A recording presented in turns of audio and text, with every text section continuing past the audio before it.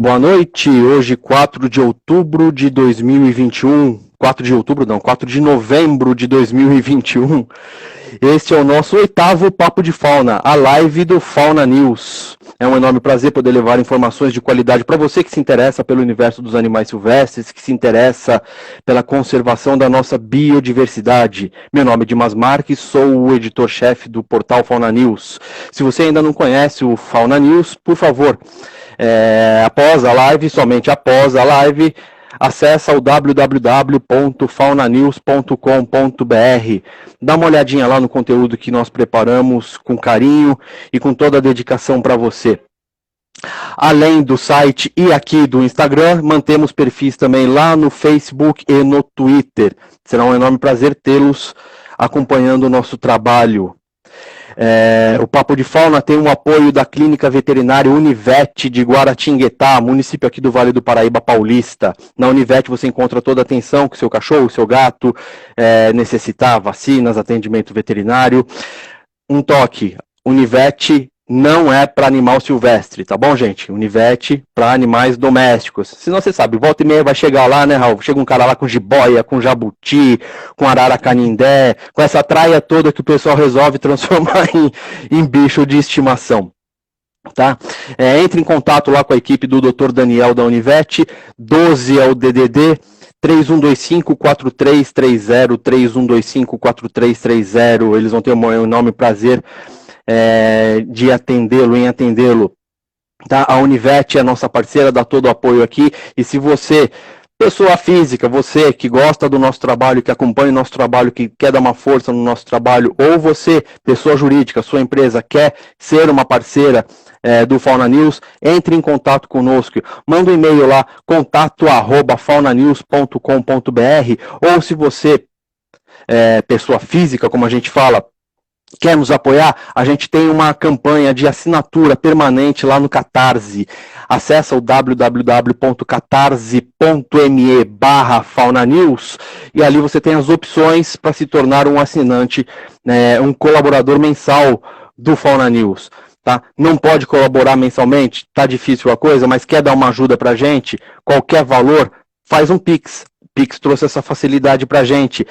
Entra no aplicativo do seu banco lá, faz um Pix, a chave está no meu nome, dimasmarques@gmail.com, dimasmarques@gmail.com, vai aparecer para você a doação para Caluanã Comunicação e Ensino. Caluanã Comunicação e Ensino é o nome da empresa que tem, o Fauna News é um nome fantasia, tá? Então, Caluanã Comunicação e Ensino vai estar fazendo a coisa certinha, sem problema nenhum. Nós agradecemos bastante a sua participação. Tá?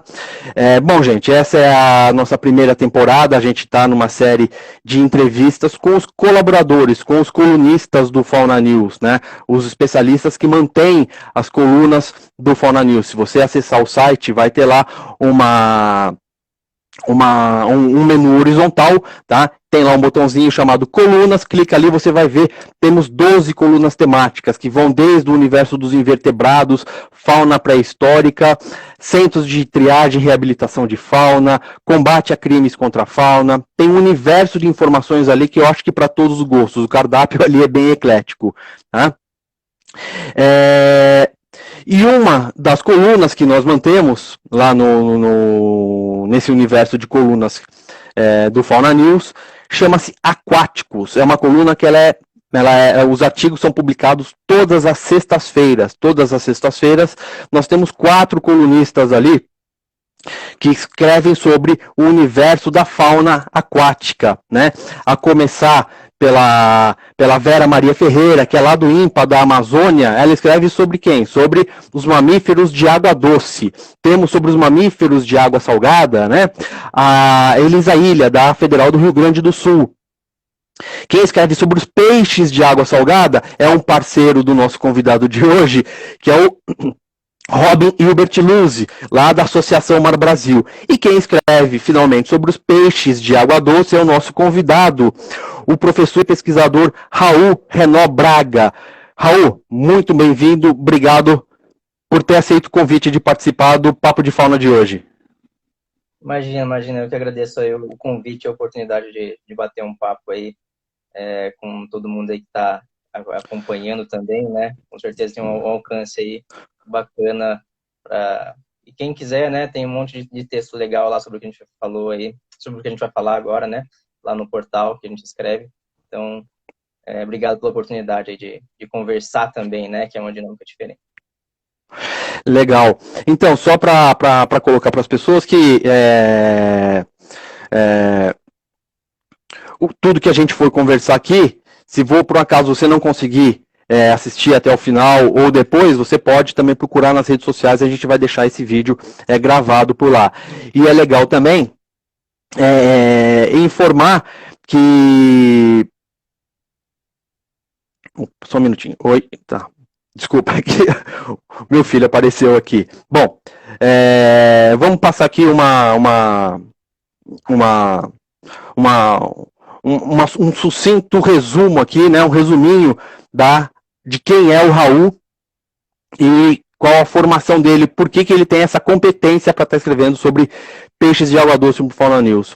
Ele é formado em biologia, né, pela Pontifícia Universidade Católica do Paraná, mestre e doutor em ecologia e conservação pela Federal do Paraná.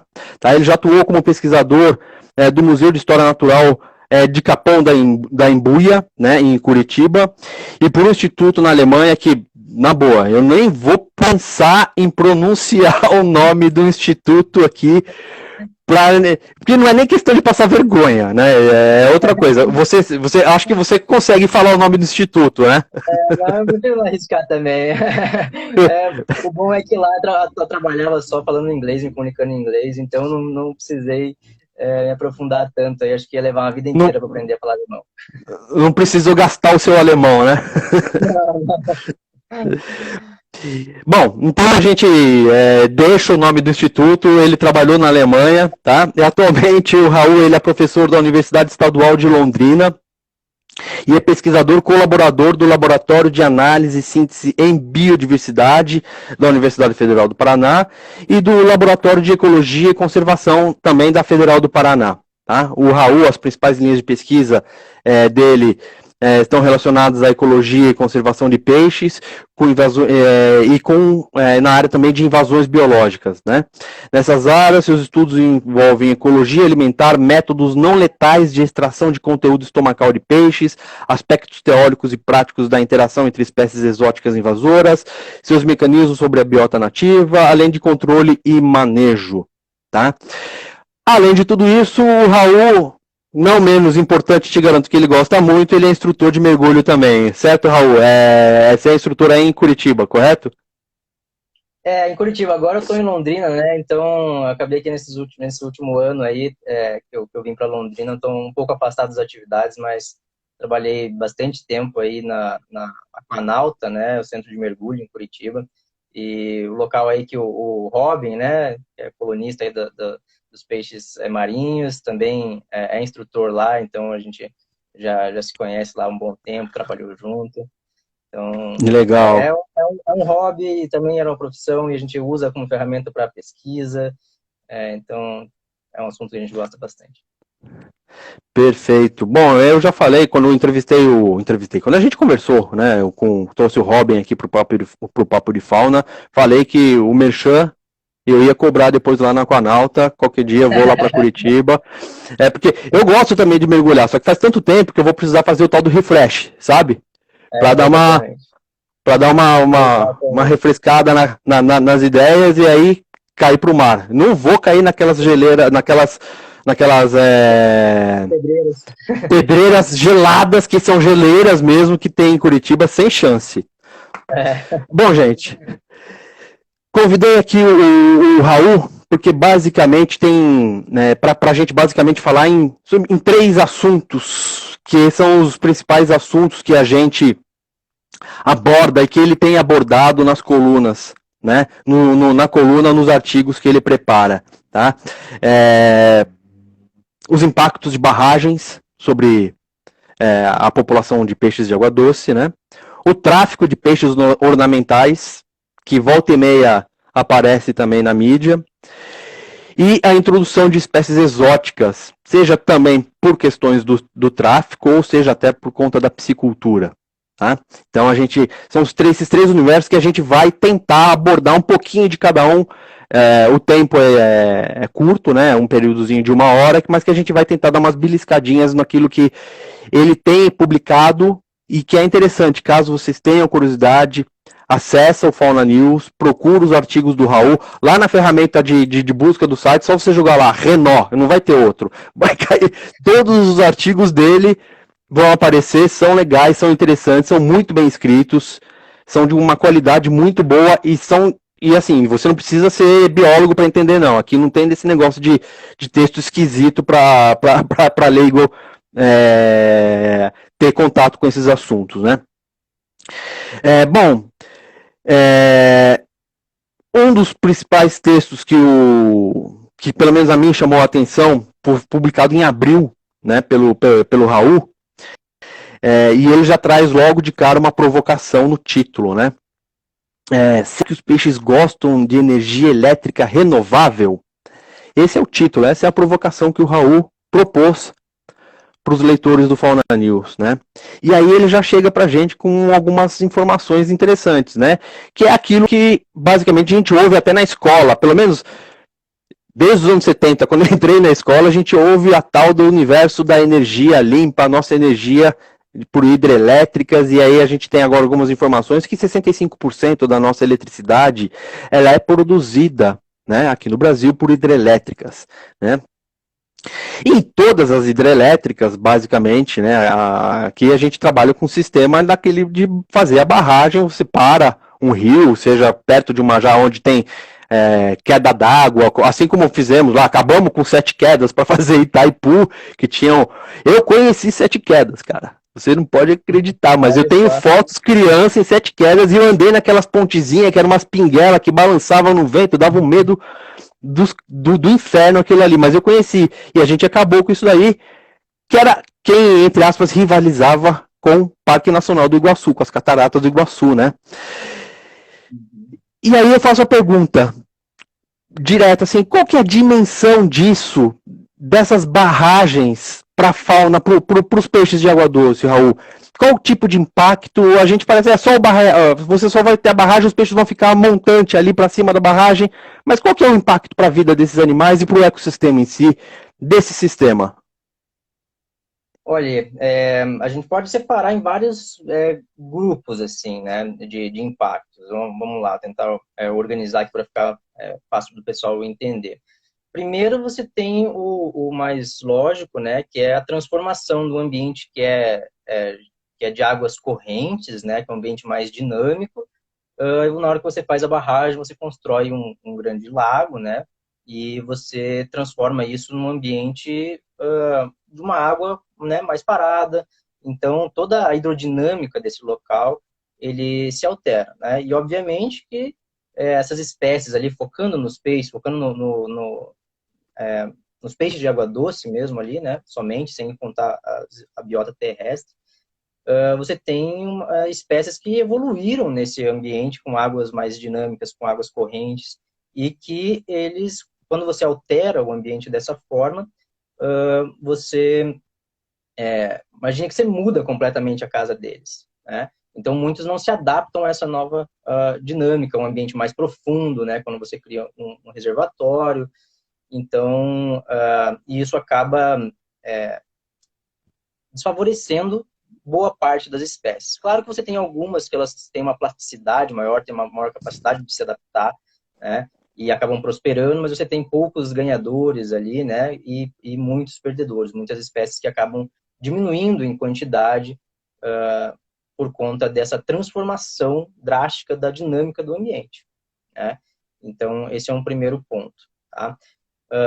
O segundo ponto, né, é que você impede a movimentação dos peixes ao longo da bacia hidrográfica, né? Muitos deles precisam dessa movimentação para chegar em alguns locais específicos na época de reprodução, né? Muitos são migradores, então você interrompe o ciclo de vida de muitas dessas espécies, né? Então, a gente tem espécies que vão sobem o rio na época da reprodução, buscam afluentes, rios menores, para poder reproduzir, e com a construção da barragem a gente interrompe essa possibilidade, né? e aí afetando a dinâmica da reprodução dessas espécies, você tem uma diminuição das populações, né? Tem poucos indivíduos que sobrevivem, então você acaba, e muitas espécies podem acabar sendo eliminadas localmente, né? Causar extinções locais, tá? Então, a interrupção do fluxo, né? Da movimentação delas ao longo da bacia hidrográfica, ela é bastante preocupante, né? Então, a gente tem espécies, né, que como rios, como a gente trata de peixes, peixe é recurso, né? A gente tem dados de muito tempo, estatísticas, né, com relação ao número dessas espécies, e a gente vê que ao longo do tempo a gente perdeu uma boa quantidade de espécies de maior porte, que eram grandes migradores, principalmente quando a gente pega a bacia do Rio Paraná ali, né? E então isso afeta também toda a questão dos pescadores locais, né? Então, esse é um outro impacto, né? Um impacto comercial mesmo. Essas espécies migradoras de maior porte, que antes eram abundantes e eram valiosas economicamente, e agora a gente tem poucas delas, né? Deixa eu Então, só dar uma organizada para eu aproveitar e já começar a dar umas pinceladas de algumas perguntinhas aqui. Bom, rapidamente você me colocou em 4 situações, 4 pontos, que vai do indivíduo, do espécime, que ele vai sofrer algum tipo de impacto, alteração do movimento de água para uma água parada, ele altera o ambiente. 2, a gente vai ter, criando a barragem, se impede o ir e vir desses animais, então a jusante vai ter um impacto, a montante também vai ter um impacto, aqueles peixes barrados dali para cima vão se alimentar mais, vão comer mais, vai ter uma alteração na cadeia, creio eu, e por aí também vai. Então a gente tem uma alteração aí que a gente já está falando em termos de ambiente, de ecossistema, não só em termos dos indivíduos. A gente tem um impacto na área comercial. Você estava falando que... Sim.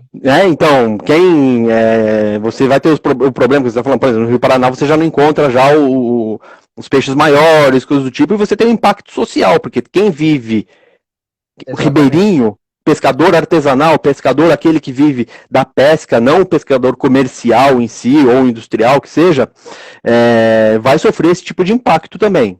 Então a gente tem 4 universos aí a serem explorados. E você quando estava falando que, olha, a gente pode ser que tenha, pode ser, mas não sei, assim, pesquisador ele vive muito no universo de tomar cuidado com suas afirmações, e jornalista não, jornalista é abusado em colocar o dedo e falar não pode, não é questão de pode, é questão que acontece.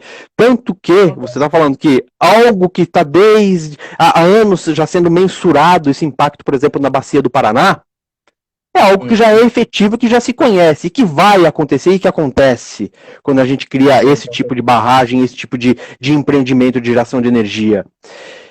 E medidas para mitigar isso e para reduzir isso daí? Houve uma evolução nesse quadro? Ou o pessoal acha que fazer só uma escadinha do lado vai fazer com que o peixe suba e resolve o problema desse peixe que, entre aspas, tipo o salmão, que vai lá desovar na cabeceira, sabe, perto da nascente ali, alguma coisa. Na verdade, o que a gente tem hoje, que a gente vê sendo colocado em prática mesmo aqui no Brasil, são essas escadas para peixe, né? Essa é a medida de mitigação do impacto que é mais utilizada, né? Então, constrói-se um canal paralelo, né, à barragem ali, com uma declividade que vai ganhando, né, aos poucos, possibilita que os peixes subam. Mas a gente já sabe também, por alguns bons estudos, a gente tem, né, os grupos de pesquisa em peixes aqui do estado do Paraná são aí dos mais importantes do Brasil, né, a bacia do Paraná já é muito bem estudada em relação a isso, e a gente já sabe que essas passagens, elas acabam atrapalhando ainda mais. É algo que foi trazido, né, como você bem comentou, de uma dinâmica que funciona para espécies como salmão, espécies na América do Norte, e a gente simplesmente tentou replicar aqui sem testar, sem entender como que a nossa fauna aqui se comportaria frente a esses mecanismos, né? E eles acabam atuando, na verdade, como armadilhas ecológicas, né? O termo científico utilizado é exatamente isso, são armadilhas ecológicas. Que o peixe, ele sobe, né,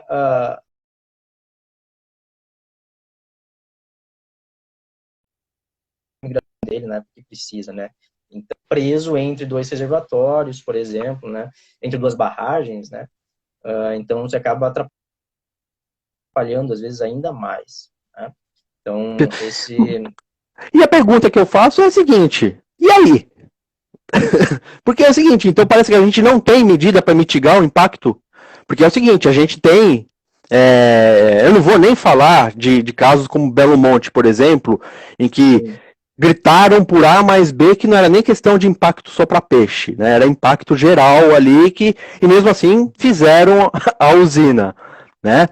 Era questão demais ainda, era questão de vazão, era questão de comunidade indígena, era questão, tudo estava ali, estava posto e mesmo assim fazem as hidrelétricas. E eu lembro que você até ia até conversando contigo e até com a professora Vera, lá do INPA, existem projetos de criar hidrelétricas na bacia lá na Amazônia, a rodo agora, né? Uma quantidade que assusta. Exatamente. E aí eu pergunto, e aí a nossa necessidade de energia com a questão da conservação vai continuar pesando essa visão? Como é que a gente faz? Como é que a gente sai desse dilema? É bem difícil, viu? Porque a gente precisa de incentivo para poder se estudar mecanismos que funcionem, não a gente simplesmente importar algo que parece que funciona em outro local para colocar em prática aqui. Isso acaba dando sempre problema, né? Acaba não funcionando muito bem. Então, a gente precisava de investimento para entender como fazer, né? Para tentar desenvolver outras formas, entender como que a nossa fauna aqui, os peixes, esses peixes migradores daqui, o que funcionaria para eles, né? Então, sem a gente testar, sem a gente ir para campo, sem a gente pesquisar, a gente não vai desenvolver, né? Simplesmente da cabeça e colocar em prática lá para funcionar. Então, se não tiver investimento para esse entendimento, depois não tem como o empreendimento, na hora de ser construído, o que ele vai fazer, né? Se ele não tem informação. O máximo que é feito é isso. Pega a informação, pega o modelo de fora e implanta aqui. Modelo de fora, então, realmente, isso ainda é um ponto que não vejo muita mudança, não. Porque é o seguinte, assim, vamos ser claro. Dentro da academia, dentro das universidades, assim como em qualquer setor da sociedade, não são todos os campos de pesquisa que vão ter investimentos. Não é o fato de você ser um pesquisador numa área que você vai ter um laboratório, você vai receber grana para desenvolver pesquisa. É um ponto. Então, tem toda uma questão política também, e de interesses, e de financiadores de pesquisa, que levam a determinadas linhas de pesquisa a caminharem mais do que outras. E 2, né? Independentemente de ter pesquisador ou não, a gente está num país em que agora há pouco, por exemplo, jogaram uma pá de cal quase que inteira na ciência brasileira com um corte de verbas para a CNPq. Então a gente tem 2 universos, um é do querer pesquisar e de se valorizar essa linha de pesquisa, e que creio que os grandes empreendimentos de produção de energia, não sei se vão querer investir em outra alternativa, né? E 2, o país não pesquisa nada mesmo, né? Não incentiva a pesquisa para nada mesmo, né? Mas uma coisa, é bem por aí mesmo, né? Mas, por outro lado, né, a gente tem algumas... acaba que esses empreendimentos, Itaipu, vou pegar o exemplo mesmo, aqui ser mais direto. A construção de Itaipu, né, ela teve um investimento para pesquisa ali forte, né? Então, o núcleo de pesquisa em ecologia aquática, no PELHA, né, que é uma referência no mundo hoje, e a gente sabe tanto do Rio Paraná, porque acabou vindo dinheiro dali, né?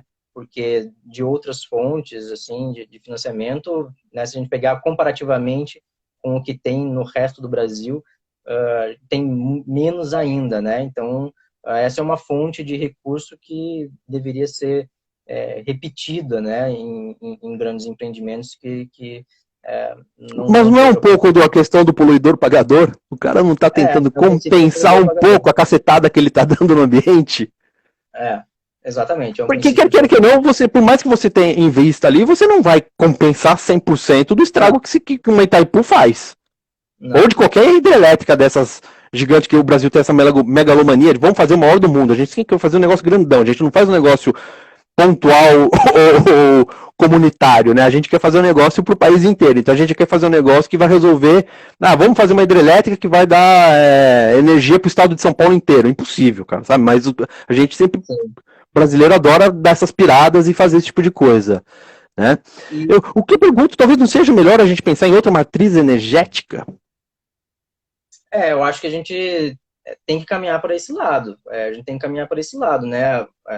Desenvolvimento tecnológico, investimento em tecnologias para mudar isso, né, é necessário, mas a gente sabe que nada é da noite para o dia, né? Então, o investimento para poder mudar isso tinha que estar já lá atrás sendo investido para isso, ou tinha que estar fazendo forte agora para a gente poder mudar daqui a um tempo, né? Porque da noite para o dia a gente não vai.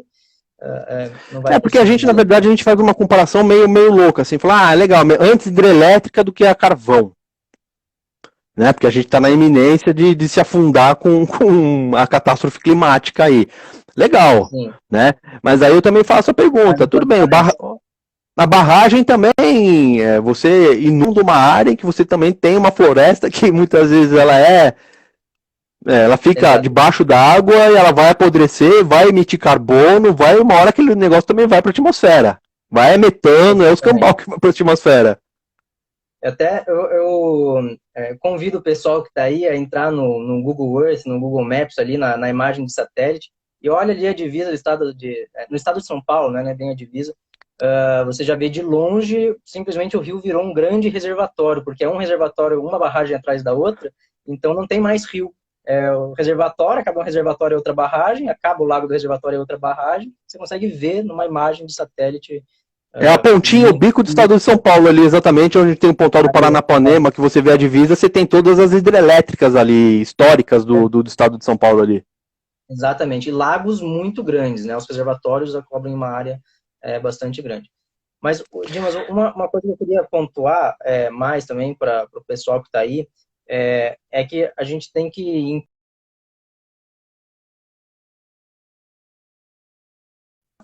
a biodiversidade, né, para que não haja essa perda, esses impactos negativos sobre a biodiversidade, ela é importante para nós, em última instância, né? Então, é o nosso seguro de vida para o futuro, né? Então, a gente depende do funcionamento dos ecossistemas para ter serviços que senão a gente pagaria, né? Então, uma biodiversidade, um rio íntegro, um rio saudável, ele fornece um serviço gratuito para o ser humano, Sim. que é de prover a água limpa. Né? Então, se a gente tiver que pagar por tudo que a gente está acabando, vai ser mais caro para a gente. O prejuízo é econômico no longo prazo. Então, é que a gente não consegue casar bem na sociedade o benefício econômico do curto prazo para o longo prazo. A gente quer sempre no curto prazo. Né? Então, a gente pode pegar exemplos terrestres, né? Enfim, Bom, a gente pega o exemplo que, por exemplo, que você está falando, o fato da gente ter recurso para ver, basta ver a crise hídrica de São Paulo, por exemplo, e a gente tem, por exemplo, no meio da cidade de São Paulo, a água que vem para São Paulo vem de Minas Gerais, da divisa com o sul de Minas, né, que vem para a cidade de São Paulo, região metropolitana de São Paulo, sendo que a gente tem um rio que corta a cidade, cara, o Tietê. O que a gente fez com o Tietê e o Rio Pinheiros e toda a microbacia daqui, já é um exemplo de quanto que a gente desconsidera essa questão e joga a bola para frente. Vamos vendo, a gente acha que é infinito esse tipo de coisa, e a gente vai tocando os recursos de uma forma totalmente irresponsável para nós mesmos. Não estou fazendo nenhum pensamento que não seja antropocêntrico, eu estou pensando em mim nesse caso, assim, só para fechar o recorte, né? Para ter uma ideia, professor, a gente está passando por uma baita de uma crise, né? O estado do Paraná também, Curitiba, racionamento já há quase 2 anos de água. Sim. E a Sanepar, a Companhia de Saneamento do Paraná, tendo que colocar aviões com uma pulverização. Eles usam algum elemento lá, não lembro de cabeça agora, para poder favorecer a formação de chuva, para poder chover. A gente tem que ir gastando dinheiro para fazer chover. Né? Então, é dinheiro público, é dinheiro que poderia estar sendo investido em um monte de coisa. Então, deixa eu fazer que a gente está falando, em última instância, eles se revertem em questões econômicas também, né? Assim, deixa eu só fazer uma pergunta.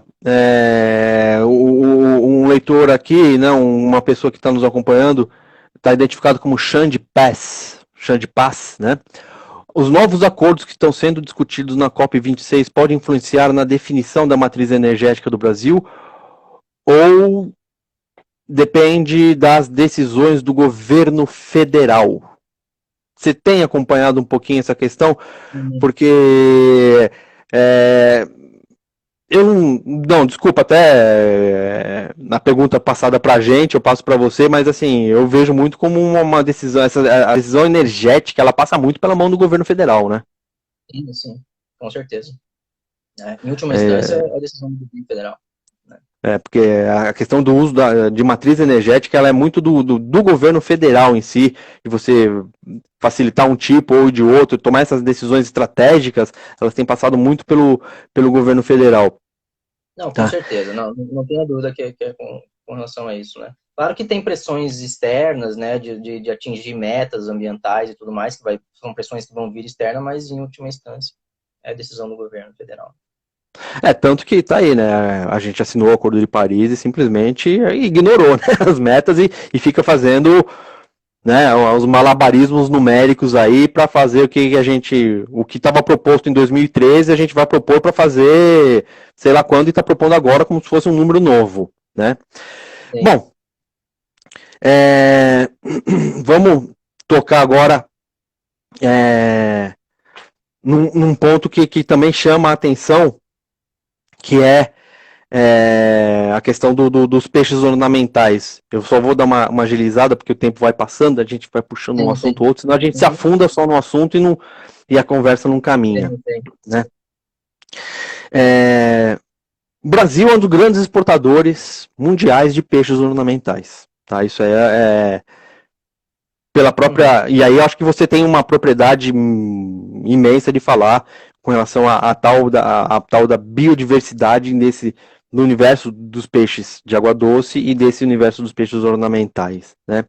Você Sim. até escreveu um artigo bem legal que eu recomendo, tá? O problemático comércio de peixes ornamentais. A gente publicou, foi inclusive seu último artigo aqui Uhum. no Fauna News. Tá? E aí você me traz uns números que deixa a gente meio desconcertado e meio incomodado, porque a gente trabalha com biodiversidade, mas a gente meio que deixa, principalmente de água doce, parece que a gente meio esquece elas, né? Então Exatamente. a gente ainda fala de peixe de água do mar, aí vem uns filmes, uns documentários, Seaspiracy, aquela coisa toda, né? Então mas os de água doce a gente parece que a gente só vê como recurso de pesca mesmo, né? Que eu brinco, às vezes eu falo que peixe parece que não é fauna, né? É só recurso econômico, né? Porque peixe não faz cara Exatamente. feia quando tá morrendo e não grita, então tudo bem. Queria ver se você, ao pescar um peixe, pegasse ele de ponta cabeça, se ele gritasse de dor, que tá sendo sufocado, e fizesse careta se debatendo, se o cara ia tirar a foto e dar o peixe na mão do filho dele e levar ele para matar o bicho no domingo como lazer. Mas numa boa. O número que você me trouxe é o seguinte.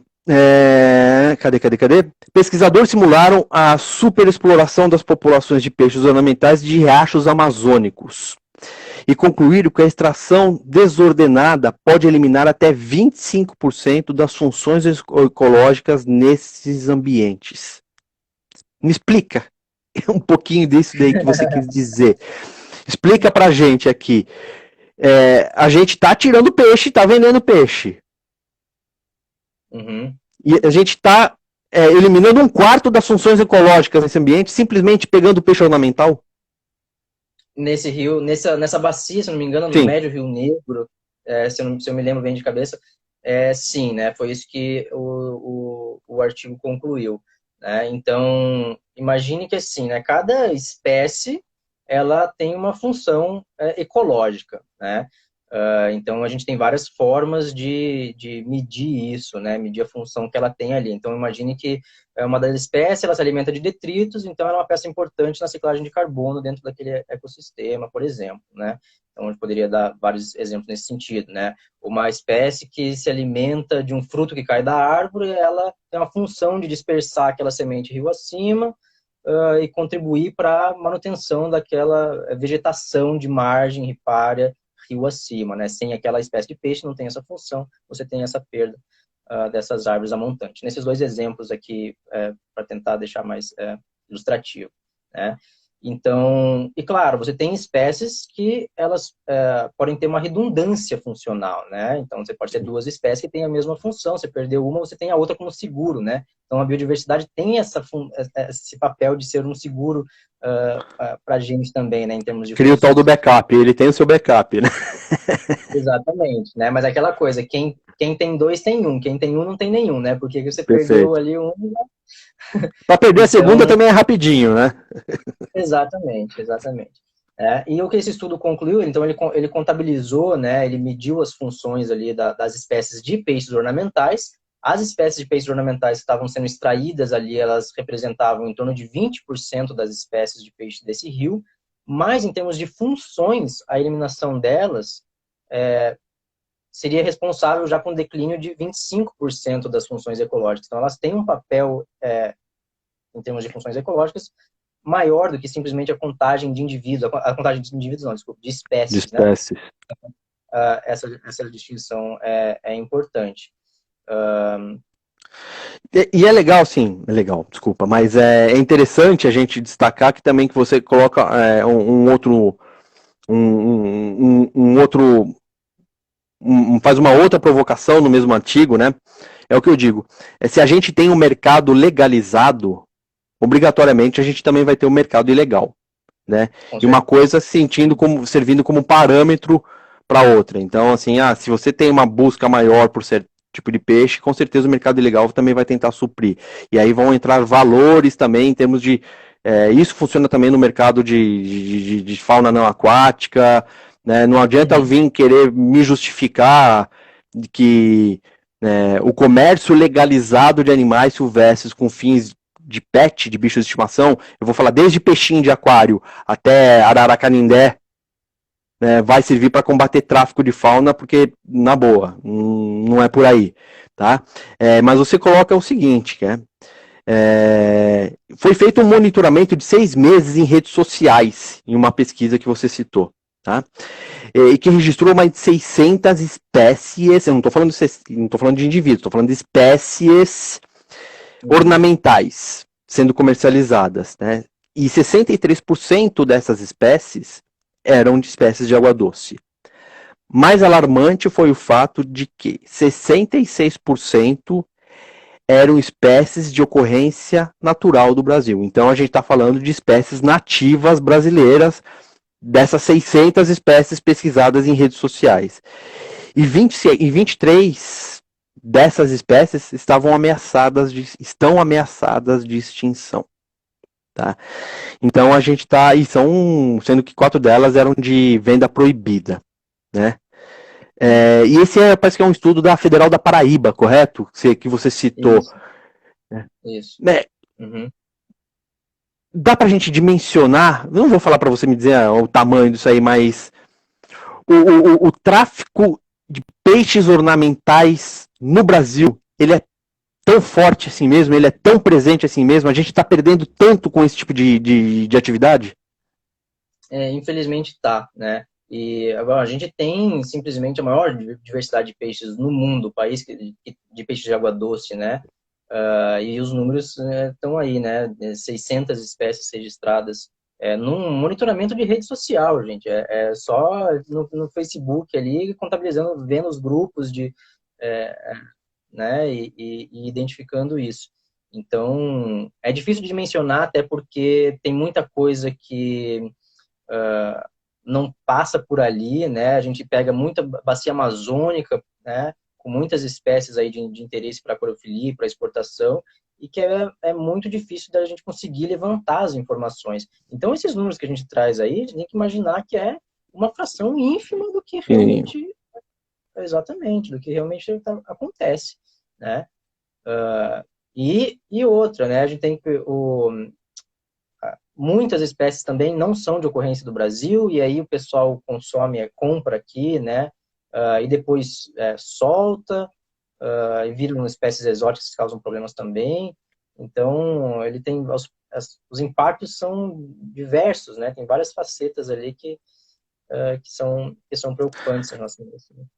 Para quem acompanha um pouco o universo, a gente, assim, talvez o universo do tráfico de peixes ornamentais que a gente mais conheça, né, acontece muito pesadamente na Amazônia, né, é aquilo quando a gente acaba tendo como epicentro o município de Tabatinga, tá, no Amazonas, fronteira com Letícia, na Colômbia. Então você tem um comércio de peixes ornamentais pesado ali, a Polícia Federal volta e meia vai lá para pegar, e não vai para pegar peixinho, vai para pegar peixão, vai para pegar os caras graúdo mesmo, porque ali tem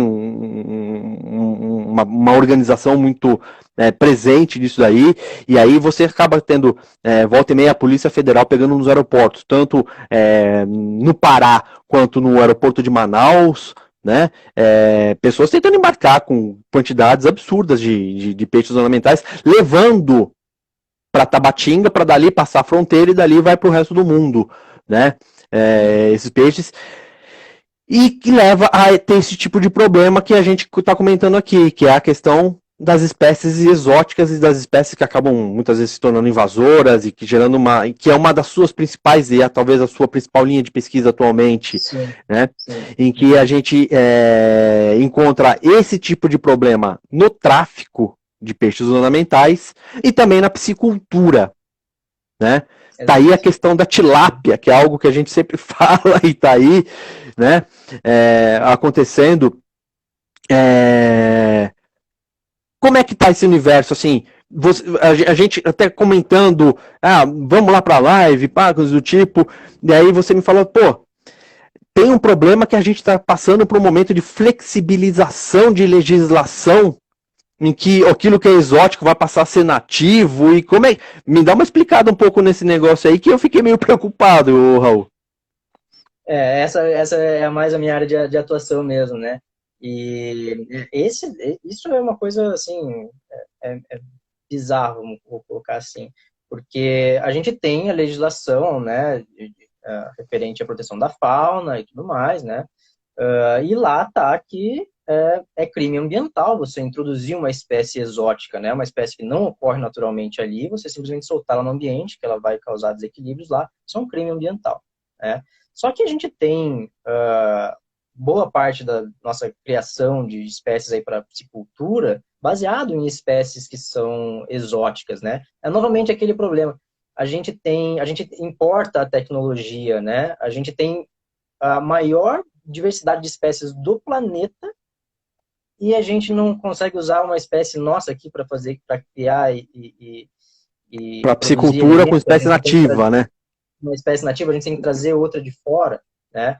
Ok, isso já vem, é histórico, né? Há muito tempo, a tilápia aí há muitos e muitos anos, milênios aí sendo cultivada pelo homem, então ela acaba estando presente em todos os lugares. E aí, acaba que algumas formas de criação dela, por exemplo, colocar tanques feitos de rede, de tela, dentro do ambiente natural, o escape é muito fácil, né? Ocorre, obviamente, no manuseio, né? Só para eu entender, assim, no manejo, a gente não faz o manejo de espécie exótica numa fazenda, vamos falar assim, em que você cava ou utiliza um tanque cavado e que se o bicho pular para fora ele vai cair na terra. Não, você ainda faz um negócio dentro de um rio em que se o bicho escapar, é a mesma coisa de você criar espécie exótica dentro de unidade de conservação. Vamos criar então javali dentro da floresta, para uma hora escapar e dar a nhaca que tá dando agora.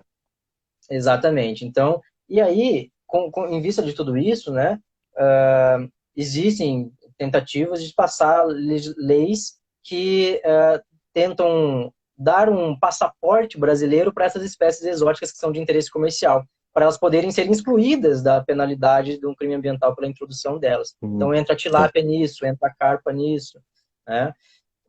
Então a gente quer dar um passaporte para elas. Agora, por lei, elas vão ser consideradas nativas do Brasil. Por lei, mas isso é algo que está acontecendo agora. Vou ser bem claro, assim, para não falar que eu tô com minhas palavras. Isso é alguma coisa que está vindo da gestão de pesca agora, vamos falar assim, recente, que a gente tem, sim, um secretário de pesca que é de família, que tem empresa de pesca em Santa Catarina, então, lógico, vai defender seus interesses, e eu não acho ilegítimo que a piscicultura e esse ramo de atividade se desenvolva. Eu acho que é legítimo, tá?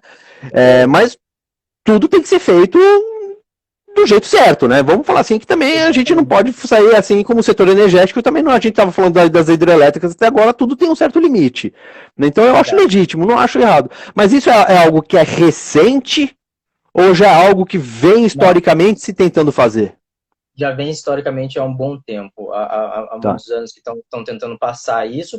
O que foi mais recente agora, foi do início do ano, foi a liberação, né, a tentativa de liberar a criação dessas espécies em tanques redes dentro de reservatórios, por exemplo, né, num ambiente ali que vai ter conexão. Essas espécies vão se dispersar para a parte do rio também, né? Então, isso foi recente, isso foi de 2021 agora, mas essa do passaporte, não, ela já está tramitando há um bom tempo, estão pressionando para tentar passar isso faz um bom tempo, tem... até agora tá engavetado lá, né? Mas tá parado ou tão cutucando? Eu vou falar isso para você assim, por exemplo, a gente acompanha no Fauna News um pouco mais de perto a questão da lista PET, que é a lista de espécies da fauna silvestre que vão ser criadas como para o comércio de bicho de estimação.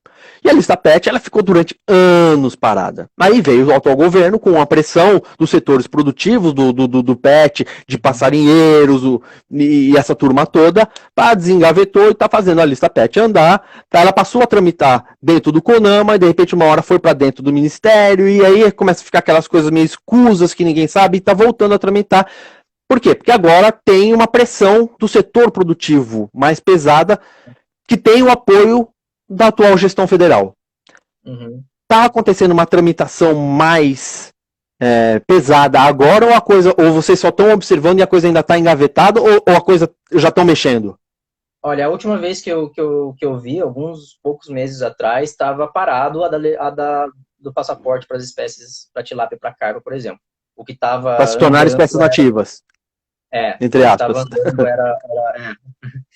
Era o outro da criação em tanque rede, né? Porque sim, tem a questão, né? Como você falou, a piscicultura é importante, né? Só que poderia ser feito em tanques escavados longe de um corpo d'água. Quando eles são feitos escavados, eles são feitos na beira do rio, que um evento de cheia, de chuvas fortes, eles vão para o rio da mesma forma. Porque normalmente o cara quer pegar água do rio para encher o seu tanque. A gente já conhecia estruturas que, assim, tinha conexão do tanque com o rio e uma grade com uma abertura, assim, de uns 20 centímetros. Do tamanho ideal para o peixe. Então, e me fala assim, a gente está caminhando um pouco para a reta final da nossa conversa, assim, impactos de espécies exóticas ligados ao esse universo dos peixes de água doce. O que a gente já tem mensurado, o que a gente já tem de estragos e o que a gente tem que ter medo que está por vir? Os impactos são bastante intensos mesmo. Assim, a gente tem um corpo de evidência científica muito robusto mesmo. A invasão de espécies, né, e para peixes não é diferente. É uma das principais causas de extinção de espécies hoje no planeta. Né? Então, quando você introduz uma espécie como essa, vamos pegar o exemplo, para ser ilustrativo aqui, o exemplo da tilápia primeiro, depois eu posso falar de outros. Ela se alimenta da mesma coisa que outras espécies, mas de uma forma mais eficiente. Como ela já é melhorada para cultivo, ela cresce muito mais rápido, então ela acaba não deixando o recurso muito para as outras, né? E a abundância que ela chega no ambiente é muito alta, então elas acabam excluindo, eliminando localmente e às vezes, dependendo da espécie, às vezes ocorre só ali, extinguindo ela mesma. Então, o que a gente tem de informação compilada é que isso é uma das maiores causas de extinção de espécies de peixes do planeta. Né? E não são só as espécies, eu queria alertar também que não são só as espécies que são trazidas de outro país. A gente está tendo problema com espécies que são translocadas, né? A gente fala de bacias hidrográficas diferentes dentro do Brasil. Então, a gente está tendo um problema em Minas com o pirarucu, né? O pirarucu, sim, ele chega a 3 metros de comprimento, é um bicho monstruoso, e ele está devastando mesmo a fauna nativa em alguns rios de Minas, né? O Foi um tucunaré, pirarucu que foi encontrado lá nos Estados Unidos até, não foi? eu acho que sim, eu acho que pirarucu tem Foi, problema de invasão lá também. foi, porque acho que o pessoal leva também, já tem a criação fora do Brasil de Sim, pirarucus, essas coisas, legalizado, coisa do tipo, e tem soltaram lá, e o moleque achou um cadáver, um pirarucu morto num rio lá, que virou até notícia local lá, pô, nos Estados Unidos. Então, imagine o quanto que um animal desses come por dia, né? É um bicho que tem um porte desse. E muitas vezes a introdução é feita por pescadores esportivos também. Então a gente tem problema com tucunaré agora na bacia do Rio Paraná aqui, que é introduzido para pesca esportiva. E é um predador também de topo de cadeia alimentar. Então a disrupção que ele causa ali na toda a cadeia alimentar no ecossistema como um todo, ela é muito severa. Eu já vi alguém fazendo isso com javali, pegando javali e soltando no resto do país inteiro para caçador e se divertir, e aí mata a fauna nativa toda também. Exatamente, a dinâmica é muito parecida, né? Então, assim, a gente tem diversos exemplos. E aí a gente tem problema com a legislação também, né? Porque o dourado, por exemplo, a espécie agora está introduzida no Rio Iguaçu, aí a gente tem outros problemas com a legislação que querem proteger a espécie, o dourado, né, na época de reprodução, o defeso, né? Por uma A gente espécie está que ela é agora em época de exótica, piracema, não tá? Pelo menos aqui na região sudeste, a gente está em época já de piracema com legislação. eu acho que sim. E aí São Paulo tá, que eu já vi, acho que em alguns estados por aqui já está em época E de aí a proibição gente de tenta pesca. proteger, em vez de a gente precisava ter uma legislação que pudesse distinguir isso, né? Porque ela é É uma porque, por espécie exemplo, nacional, então. só para identificar, por exemplo, se o dourado ele é exótico numa determinada bacia, mas ele é pescado num rio que ele não é nativo, o fato dele estar entre espécies nativas do Brasil não vai gerar nenhum tipo de problema. Então, então não deixam ele pescar. Vamos supor, o pescador, o dourado está num rio em que a bacia não é a nativa dele, não é a natural dele. Sim. Ele é exótico para aquela bacia, apesar dele ser uma espécie brasileira. Ok, Né? isso. Aí eu sou um pescador, aí a legislação ambiental vai proteger aquele dourado numa bacia hidrográfica em que ele é exótico mesmo, pelo fato dele ser nativo do Brasil. Exatamente isso que está acontecendo. A gente tem que entender que as espécies não respeitam limites geopolíticos, né? Isso não faz a menor diferença. Então, no Brasil, pela dimensão do país, né, a gente está tendo muito problema agora com isso, com essas translocações de espécies dentro do próprio país, e uma dificuldade ainda, se já era difícil a gente lidar com as espécies que são exóticas e vêm de outros locais, está mais difícil ainda com as espécies que são do próprio país, né, que a gente tem uma legislação abrangendo tudo, né. Raul, a sineta tá tocando, cara. Obrigado, eu tenho que agradecer. A gente faz 1 hora no Instagram, senão o Instagram tira a gente do ar. Eu tenho que agradecer demais a sua participação, tá? Eu agradeço. Os seus textos, os artigos do Raul, gente, por favor, vão lá, você vai lá e procura, porque são muito legais, cara. Sabe, não é puxa-saquismo, não é nada disso não, sabe? Eu não conheço o Raul pessoalmente, tá? Foi uma indicação, acho que foi o Robin até que indicou, porque falou, eu sou um cara que não sei o que escreve, que estuda, que não sei o que, mas eu bati um papo com ele me trouxe o primeiro artigo, eu falei, puta, é isso, cara, o texto do cara é bom, você entende, você fica preocupado, porque as preocupações, as provocações que ele faz elas têm fundamento, tá? Eu aconselho a ler, vale a pena, tá? Raul, obrigado novamente.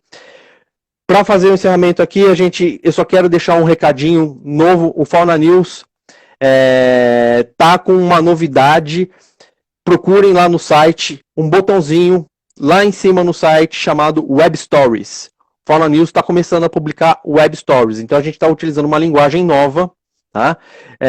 Para fazer jornalismo. Né? Então a gente tem a Williane B. Souza, as jornalistas Williane B. Souza e a Leonora Salles, elas estão trabalhando especificamente em produzir web stories, tá? Hoje a gente acabou de produzir uma web story sobre tráfico de animais, tá bem legal.